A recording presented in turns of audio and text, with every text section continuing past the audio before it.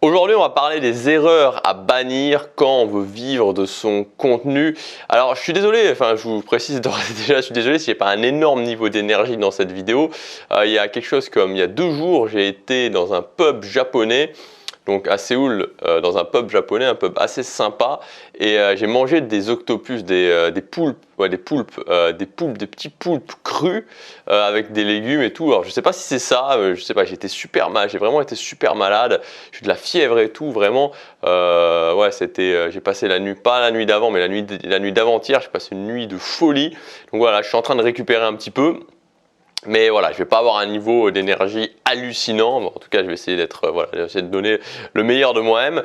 Alors, on va parler donc des 10 erreurs à bannir. Alors, au niveau de la création de contenu, j'aime bien de temps en temps, alors je ne rappelle pas tout le temps, mais j'aime bien de temps en temps rappeler mon expérience. Je vis de mon contenu depuis fin 2015. Donc, depuis fin 2015, je gagne plus de 1500 € par mois avec mon contenu. Aujourd'hui, je génère un salaire par mois, un chiffre d'affaires par mois à plus de 5 chiffres. Et donc, je voudrais vous partager aujourd'hui tout simplement les erreurs à éviter. Je voudrais partager quelque part les mines à éviter pour en fait gagner du temps, en fait. Tout simplement gagner du temps. L'optique est toujours d'avoir des résultats rapidement, parce qu'encore une fois, dans la création de contenu, quand on démarre, ça semble quelque chose d'abstrait. C'est la réalité, hein. Moi, je me souviens avant de la première fois où, en avril 2015, quand j'ai vendu mon premier ebook, j'étais là, waouh quoi, mais ça restait quand même quelque chose d'abstrait, ne serait-ce que faire sa première vente, ça reste abstrait.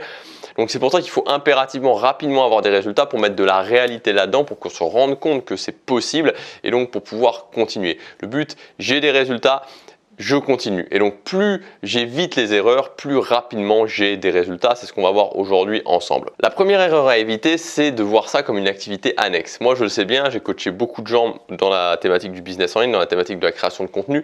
Une erreur principale qu'on va faire, c'est de vraiment voir ça comme une activité annexe et donc se dire: bon voilà, j'ai le temps. Et au final, on a tellement de temps qu'on passe du temps et qu'on ne voit jamais ça comme une priorité numéro 1. Ce que je peux vous dire, c'est que les gens qui réussissent n'ont pas quelque chose de spécial, mais le dénominateur commun qu'ils ont, c'est que quand ils se décident à s'y mettre, ils voient la création de contenu comme leur priorité numéro 1.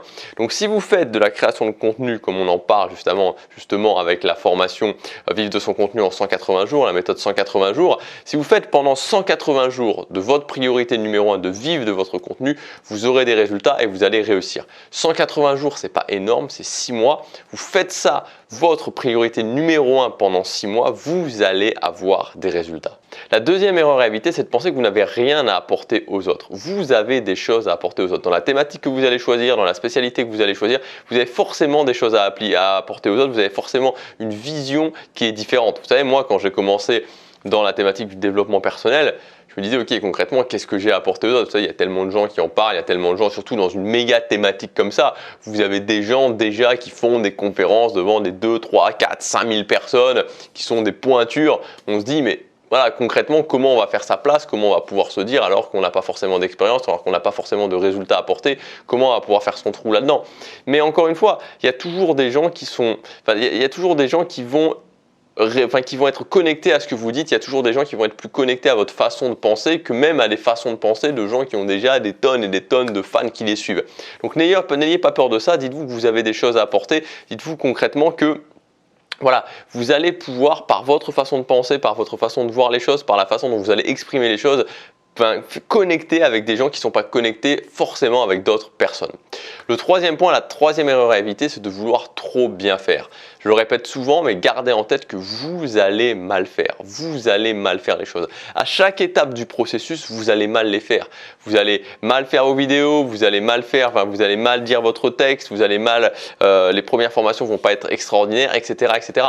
Mais c'est normal, c'est un processus normal. Donc il faut absolument éviter le fait de se dire, ok, il faut que je fasse bien. Il faut que les vidéos que je fasse soient très bien. Il faut que les miniatures que je fasse soient très bien. Il faut que mon cadrage, ma luminosité soit très bien. Il faut que mon matériel soit très bien. Il faut que le montage soit très bien. Il faut que mon première idée de formation soit très bien. Il faut que ma première formation soit extraordinaire, etc., etc. Non, voilà, ça va être moyen, ça va être pas bien, moyen, mais vous allez progresser au fur et à mesure. Plus vous le faites rapidement et plus vous allez progresser. Donc, plutôt que d'essayer, moi, ce que je conseille, c'est que plutôt que d'essayer de faire les choses bien, fixez-vous des deadlines. Moi, j'ai toujours fonctionné en termes de deadline et aujourd'hui encore, je fonctionne toujours en termes de deadline. C'est-à-dire que pour les formations, pour les vidéos que je fais, pour n'importe quoi, je fonctionne en termes de deadline et je m'interdis de refaire les choses. Je m'interdis véritablement de refaire les choses. J'ai une deadline, je tiens cette deadline. Si je ne suis pas satisfait, bah, je ne suis pas satisfait.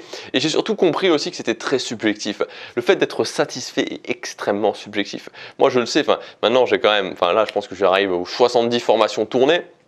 Donc j'ai quand même un certain recul par rapport aux formations qui se sont bien vendues, qui se sont moins bien vendues, les formations où j'ai eu des très bons retours, les formations où j'ai eu des moins bons retours.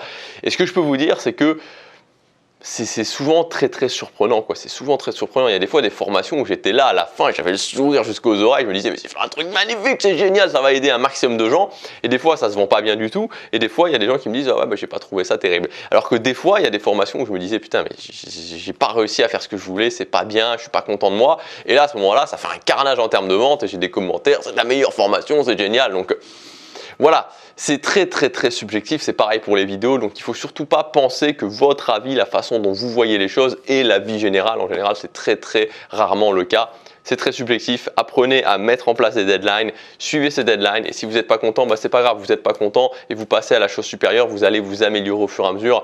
Le fait d'essayer de bien faire les choses est l'une des pires erreurs qu'on peut faire dans la création de contenu et même en général. La quatrième point, c'est de ne pas penser en chiffre d'affaires. C'est-à-dire qu'il y a encore cette idée, souvent ce problème qu'on a du mal à voir que c'est un métier. C'est-à-dire qu'on a du mal à se dire, ok, voilà, je crée des vidéos sur internet, je vends des formations et c'est un métier. On a du mal à comprendre ça. Alors que des fois, si par exemple vous êtes dans l'e-commerce, c'est-à-dire que si par exemple, je sais pas moi, vous vendez des ballons de basket sur internet, voilà, vous faites des vidéos, vous expliquez, vous vendez des ballons de basket et vous vendez des ballons de basket, c'est moins compliqué. Voilà, je vends des ballons de basket sur internet. Bon, les gens vont dire, bon, ok, d'accord, voilà, c'est plus clair en fait, c'est beaucoup plus clair. Parce que c'est physique, parce que c'est quelque chose dont on a l'habitude. Si vous dites, je vends des formations dans le domaine du jardinage, dans le domaine de la musculation, dans le domaine du développement personnel ou dans le domaine du dressage de chiens sur internet, les gens sont tout de suite plus des formations. Si vous dites je vends des livres, c'est plus clair, mais des formations, donc il y a toujours cet aspect où on a du mal à conceptualiser que c'est un métier, que c'est une entreprise et qu'on gagne sa vie avec. Donc partez vraiment de ce principe, partez en termes de ok, je veux gagner ma vie avec, je veux faire soit un revenu complémentaire ou alors je veux d'abord un revenu complémentaire et ensuite lâcher mon job. Donc je dois penser vraiment en termes d'entreprise. C'est pas parce qu'il n'y a pas d'investissement à la base, et c'est ça aussi, c'est-à-dire que souvent, si on doit créer une entreprise en physique, si on doit par exemple ouvrir un commerce, on doit acheter une boutique, on fait des frais, etc. Donc on a une pression financière. Et là, il n'y a pas tellement de pression financière parce que concrètement, vous pouvez très peu dépenser d'argent, voire même pas d'argent du tout. Donc il n'y a pas vraiment cette pression financière et ça peut déconnecter de l'idée que c'est un réel métier et de l'idée qu'il faut gagner de l'argent avec. Donc pensez bien dès le départ, résultat, je veux en faire mon métier, je veux en faire un revenu complémentaire, chiffre d'affaires, gagner de l'argent. Le cinquième point, évitez d'écouter les gens qui de toute façon n'achèteront rien et de toute façon ne correspondent pas à ce que vous visez en termes de clients. Il y a énormément de gens qui laissent des commentaires et qui dans tous les cas n'achèteront jamais rien. Vous savez, moi depuis le départ de cette chaîne, j'ai eu des dizaines de fois, peut-être même des centaines j'exagère peut-être, mais bien des dizaines de fois le commentaire du style tes vidéos deviennent de la pub pour tes formations, je préférais que c'était mieux avant. Ça, je l'ai eu, mais je l'ai eu quand je suis passé d'une formation une formation tous les 2 mois, une formation par mois, une formation tous les 15 jours, une formation toutes les semaines, etc. Donc il y a toujours ce commentaire un petit peu, très général. Oui, tu fais trop de pub pour tes formations, c'était mieux avant. Il faut savoir que les gens qui laissent ce genre de commentaires, de toute façon, n'achèteront jamais de formation. Et dans tous les cas, il faut vraiment se mettre en tête que quand vous faites du contenu, vous apportez de la valeur. Vous apportez de la valeur aux gens et vous le faites gratuitement. Aujourd'hui, sur cette chaîne, il y a plus de 1000 vidéos de contenu gratuit sur plein de sujets différents. Et ça prend du temps, je veux dire, de réfléchir à ces vidéos, de faire ces vidéos, de tourner les vidéos, de les monter, de les mettre en ligne. Tout ça, c'est de l'investissement. Tout ce contenu gratuit, c'est de l'investissement. Les gens peuvent trouver ça gratuitement. Ils peuvent cliquer sur la chaîne Gabriel Clément, ils peuvent taper plein de sujets, ils vont avoir des informations gratuites, des informations qui vont les aider, des solutions concrètes, de la motivation. Ils vont avoir toutes ces choses-là gratuitement. À partir de là, mais si ça gêne les gens qui aient 30 secondes, 1 minute, 2 minutes, même 3 minutes d'appel à l'action parfois sur certaines vidéos pour mes formations, je suis désolé, mais ça restera comme ça. Et ces gens-là, je pense qu'il vaut mieux qu'ils aillent ailleurs. Donc voilà, il faut absolument garder en tête cette règle de la majorité silencieuse. Et encore une fois, là maintenant j'ai des milliers de clients, je peux vous le dire. Je sais que l'écrasante majorité de mes clients, peut-être 95% de mes clients, voire plus, ne laissent jamais un seul commentaire. C'est des gens qui, concrètement, sur YouTube, n'existent pas en fait, n'existent pas. Donc il faut vraiment avoir ça en tête. Et plus les gens sont là en train de se plaindre, en train de critiquer, en train de parler fort dans vos commentaires, plus en général, ce n'est pas des gens qui sont vos clients et qui donc forcément ne vont pas dans le but que vous voulez, à savoir gagner de la vie avec votre contenu. Alors encore une fois, c'est pas pour ça que vous devez les mépriser, mais il faut bien garder en tête que vous faites avant tout votre contenu, que ce soit payant ou gratuit, pour les gens qui potentiellement vont être vos clients. Donc voilà, ne prêtez pas trop d'attention à ça, ne prêtez pas trop d'attention aux gens qui râlent et surtout gardez toujours bien en tête que vous faites énormément de contenu gratuit, que vous apportez énormément de valeur aux gens par votre contenu gratuit. Donc si certaines personnes ont envie de consommer le contenu mais n'ont pas envie d'avoir les appels à l'action, bah voilà, tant pis, ils auront quand même les appels à l'action et s'ils ne sont pas contents, bah, ils n'ont qu'à aller ailleurs. Et enfin, le sixième et dernier point, c'est que vous avez tout ce qu'il faut pour réussir. Vous avez ce qu'il faut pour réussir. Ne pensez pas que ceux qui gagnent leur vie avec leur contenu ont quelque chose d'extraordinaire, qui sont plus intelligents, qui ont plus de charisme, qui ont quelque chose de particulier. Ils n'ont rien de particulier. La plupart du temps, c'est simplement, comme je vous l'ai dit dans le numéro 1, qu'ils en ont fait leur priorité numéro 1 et qu'ils en ont surtout l'envie. Ils en ont surtout l'envie, une envie absolument incroyable de réussir.